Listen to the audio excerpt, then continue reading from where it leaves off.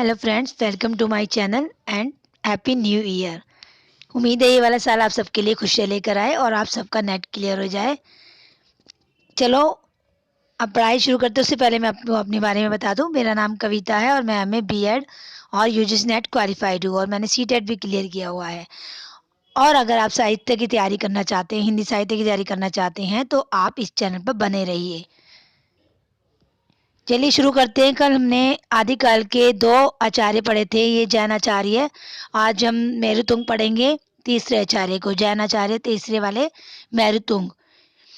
इन्होंने संवत 1361 में प्रबंध चिंतामणि नामक एक संस्कृत ग्रंथ भोज प्रबंध के ढंग का बनाया है। उस अगर आप मेरे चैनल पर नए हैं तो मैं आपको बता दूं, ये चैनल मैंने इसमें जो है आदिकाल की पहली वीडियो डाली हुई है। अगर आपने पहली वाली वीडियो नहीं देखी है तो पहले आप जाकर उन्हें देखें, तभी आपको ये समझ में आएगी। और चैनल पर नए हैं तो सब्सक्राइब कर ले और बेल आइकन को दबा दे, जिससे कि जो भी मैं वीडियो भेजूँ आपके पास नोटिफिकेशन पहुंच जाए और आप तुरंत उस वीडियो को देख पाए। और लाइक जरूर कर देना फ्रेंड्स। जैन आचार्य मेरुतुंग, इन्होंने संवत 1361 में प्रबंध चिंतामणि नामक एक संस्कृत ग्रंथ भोज प्रबंध के ढंग का बनाया है, जिसमें बहुत से पुराने राजाओं के आख्यान संग्रहित किए। इन्हीं आख्यानों के अंतर्गत बीच बीच में अपभ्रंश के पद भी उद्धृत है, जो बहुत पहले से चले आते थे। कुछ दोहे तो राजा भोज के चाचा मुंज के कहे हुए हैं। मुंज के दोहे अपभ्रंश या पुरानी हिंदी के बहुत ही पुराने नमूने कहे जा सकते हैं। मुंज ने जब तेलंग देश पर चढ़ाई की थी, तब वहां के राजा तैलप ने उसे बंदी कर लिया था और रस्सियों में से बांध कर अपने यहाँ ले गया था। वहां उसके साथ तैलप की बहन मृणावली से प्रेम हो गया। इस प्रसंग के दोहे देखिए। झाली टूटी किम न मुऊ, किम न हुएऊ छरपुंज, हृदय दोरी बंदी यऊ, जिम मक्कड़ तिम मुंज। टूट पड़ी हुई आग से क्यों ना मरा, शार पुंज क्यों ना हो गया, जैसे डोरी में बंधा चंदर वैसे घूमता है मुंज। मुंज भणई मुणाल बई, जुब्बन गऊ गऊम न झुरी, जई शक्कर से खंड सिय सो इस मीठी चूरी। मुंज कहता है, हे मृणालवती, गई हुई यौवन को ना पछता। यदि शर्करा के 100 खंड हो जाए तो भी यह चूरी हुई ऐसी ही मीठी रहेगी। जा मति पच्छई संप जई सा मति पहीली होई, मुंज भणई मुणाल वई, विधन न बेड़ई कोई। जो मति या बुद्धि पीछे प्राप्त होती है, यदि पहले हो तो मुंज कहता है। मृणावली मिलावती विघ्न किसी को ना घेरे, बाहा बिछोड़वई जिह तुह हऊ, तेवई का दोसु, हिय उठसी जड़ निस रही, जाणो मुंज सरोसु। वहां छुड़ाकर तू जाता है, वैसे ही मैं भी जाती हूँ, क्या हर्ज है। हृदय स्थिति अर्थात हृदय से यदि निकले तो मैं जानूं कि मुंज रूठा है। एऊ जम्मू नरगुहम गियू, भर सिरी घंगू ना भंगू, तीखाम तुरई ना मणिया, गोरी गली ना लग्गू। यह जन्म व्यर्थ गया ना सुबठो के सिर पर खडग टूटा, ना तेज घोड़े सजाए गोरी या सुंदरी के गले लगा। फुटकर रचनाओं के अतिरिक्त वीर गाथाओं के परंपरा के प्रमाण में भी अपभ्रंश मिली भाषा में मिलते हैं। विद्याधर इस नाम के एक कवि ने कन्नौज के किसी राठौर सम्राट, शायद जयचंद के प्रताप और पराक्रम का वर्णन किसी ग्रंथ में किया था। ग्रंथ का पता नहीं, पर कुछ प्राकृत पिंगल सूत्र में मिलते हैं, जैसे बहा भज्जिया बंगा भंगू कलिंगा तेलंगा रणमुत्ती चले, मरहट्टा धिट्टा लगिया कट्ठा सोरठा बहु पाओ चपले, चंपारण कंपा पवई चंपा उत्थी उत्थी जीव हरे, काशी सर राणा कियऊ प्राणा विद्याहर भणमति वरे। यदि विद्याधर को समसामयिक कवि माना जाए तो उसका समय विक्रम की 13वीं शताब्दी में समझा जा सकता है। अब ये 4th कवि आ गए हैं फ्रेंड्स, आदिकाल के सारंगधर। इनका आयुर्वेद का ग्रंथ तो प्रसिद्ध ही है। ये अच्छे कवि और सूत्रकार भी थे। इन्होंने सारंगधर पद्धति के नाम से एक सुभाषित संग्रह भी बनाया है और अपना परिचय भी दिया है। रणथोर के सुप्रसिद्ध वीर महाराज हमीर देव के प्रधान सभासदों में राघव देव थे। उनके भोपाल, दामोदर और देवदास ये 3 पुत्र हुए। दामोदर के 3 पुत्र हुए, सारंगधर, लक्ष्मीधर और कृष्ण। दामोदर के 3 पुत्र के नाम नोट कर लो फ्रेंड्स। हमीर देव संवत 1357 में अलाउद्दीन की चढ़ाई में मारे गए थे। अतः सारंगधर के ग्रंथों का समय उक्त संवत के कुछ पीछे अर्थात विक्रम की 14वीं शताब्दी के अंतिम चरण में मानना चाहिए। सारंगधर पद्धति में बहुत से साबर मंत्र और भाषा चित्र काव्य दिए हैं, जिनमें बीच बीच में देश भाषा के वाक्य आए हैं। उदाहरण के लिए श्री मल्लदेव राजा की प्रशंसा में कहा हुआ यह श्लोक देखिए। नूनम बादलम छाई खे पसरी सी श्राण शब्दः खरः शत्रुओं पाड़ी लुटाली तोड़ हिंसो एवं भणत्यौ युद्ध भट्टाः झूठे गर्भ भरा मघाली सहसो रे कंत मेरे कहे कंठे पाग निवेश जहा शरणम श्री मलदेवम विभोम। परंपरा से प्रसिद्ध है कि सारंगधर ने हमीर रासो नामक एक वीर गाथा काव्य की भी भाषा में रचना की थी। यह काव्य आजकल नहीं मिलता।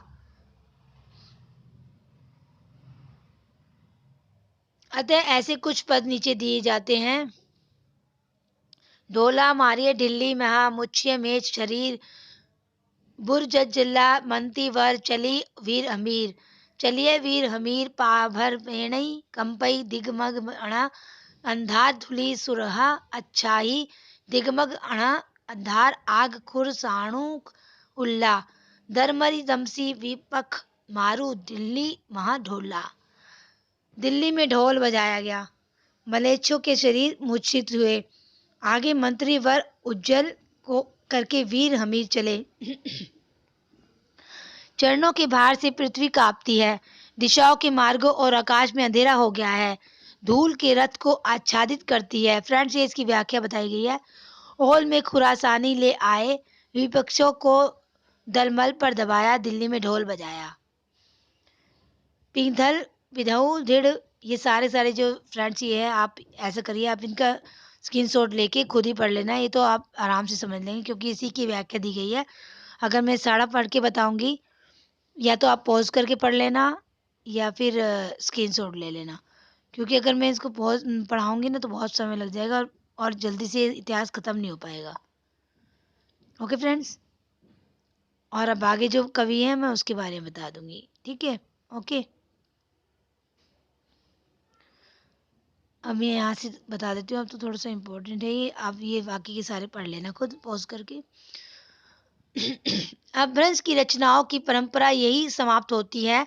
यद्यपि 50-60 वर्ष पीछे विद्यापति संवत 1460 में वर्तमान ने बीच बीच में देश भाषा के भी कुछ पद लिख रख कर अपभ्रंश में 2 छोटी छोटी पुस्तकें लिखी, पर उस समय तक अपभ्रंश का स्थान देश भाषा ले चुकी थी।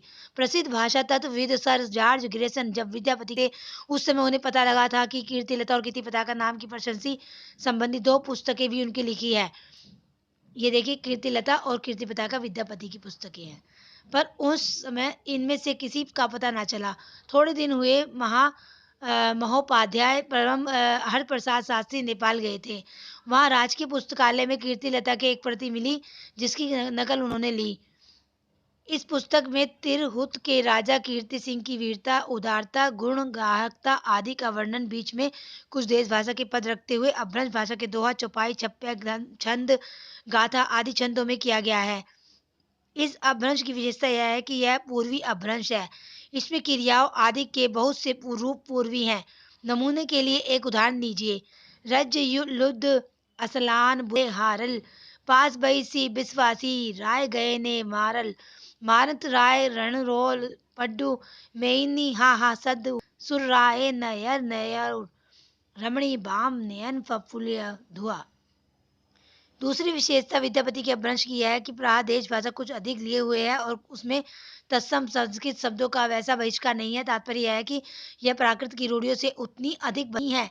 उसमें जैसे इस प्रकार का टकसली अपभ्रंश है, पूरी तरेण पुरी सहू नहीं, पुरी सहू जममतेन, जलदानेन हूँ जलयो, ना हूँ जलियो पुंजियो घूमो।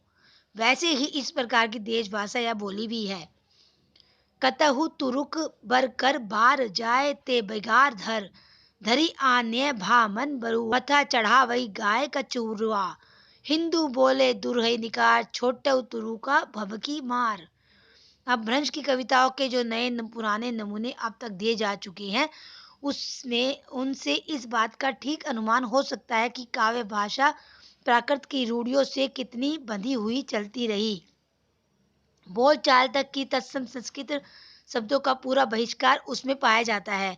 उपकार, नगर, विद्या ऐसे प्रचलित शब्द भी वह आ नया विद्या बण बनाकर ही रखे जाते थे। अपभ्रंश भाषा के बताए गए हैं फ्रेंड्स। जासू तासू ऐसे रूप बोलचाल से उठ जाने पर भी पोथियों में बराबर चलते रहे। विशेषण विशेष्य के बीच विभक्तियों का समानाधिकरण अपभ्रंश काल में कृदंत विशेषणों से बहुत कुछ उठ चुका था, पर प्राकृत की परंपरा के अनुसार अपभ्रंश की कविताओं में कृदंत विशेषणों में मिलता है, जैसे जुम्मन गयू ना झूरी, गए को यौवन ना झूर, गए यौवन को ना पछता। जब ऐसे उदाहरणों के साथ हम ऐसे उदाहरण भी पाते हैं जिनमें विभक्तियों का ऐसा समानाधिकरण नहीं है, तब यह निश्चय हो जाता है कि उसका सन्निवेश पुरानी परंपरा का पालन मात्र है। इस परंपरा पालन का निश्चय शब्दों की परीक्षा से अच्छी तरह हो जाता है। जब हम अपभ्रंश के शब्दों में मिठ और मीठी दोनों रूपों का प्रयोग पाते हैं, तब उस काल में मीठी शब्द के प्रचलित होने में क्यों संदेह हो सकता है। ध्यान देने पर यह बात भी लक्षित होगी कि जो जो काव्य भाषा देश भाषा की ओर अधिक प्रवृत्त होती गई, त्यों तो तत्सम संस्कृत रखने में संकोच भी घटता गया। सारंगधर के पदों और कीर्ति लता में इसका प्रमाण मिलता है। अब आपको फ्रेंड्स ये संदर्भ दिया हुआ है कि जैसे जो कोई बुक्स लिखते हैं ना, उसमें संदर्भ दिया होता है कि मैंने कहाँ से लिए वर्ड से। ऐसे जब हम पीएचडी करेंगे तब आपको वही पता चल जाएगा। चलिए फ्रेंड्स, आज के लिए इतना काफ़ी है और हम आगे कल मिलेंगे। अब तो हमें डेली ही आपसे कांटेक्ट में रहना है। और फ्रेंड्स, आप डेली वीडियो देखिए और डेली अपना ज्ञान बढ़ाइए और अपने नेट की तैयारी कीजिए। आप जो यूजी में हैं, वो पीजी में हैं, जो वो भी आप इसको पढ़ें और अपनी तैयारी करें। मैं यूजी और पीजी का भी डालूंगी सिलेबस फ्रेंड्स, आप इसकी चिंता मत कीजिए। वो भी काम आएगा आपके नेट में। जो यूजी का आता है, पीजी का भी आता है, पूरा जो हिंदी साहित्य का है सारा आता है। और डीपली पढ़ाई करें फ्रेंड, मैं आपको बार बार कहती हूँ, हर वर्ड को ध्यान से समझे और डीपली पढ़े। ये साहित्य में कहीं से भी कुछ भी पूछ सकते हैं। ओके बाय फ्रेंड्स, कल तक के लिए